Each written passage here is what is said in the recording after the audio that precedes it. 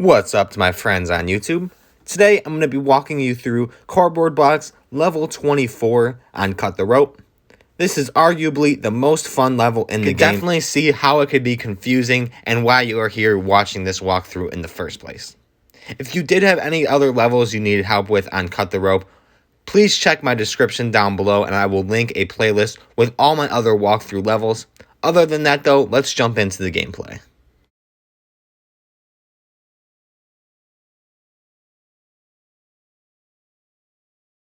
As you can see, that little foreshadowing hint there that you need to move fast, as these are red ropes and it is a slingshot just waiting to be loose. As you can see there, I kind of messed it up, but you start by lifting the bottom one, and as the bottom one is cut, you're going to cut the top two at the same time as quick as possible, kind of like a slingshot like I said, and it should slingshot into Omnom's mouth. As you can see there, even I had a little bit of trouble being able to do so, but you should be able to get it within your first couple attempts after knowing that this is the method that you have to do so.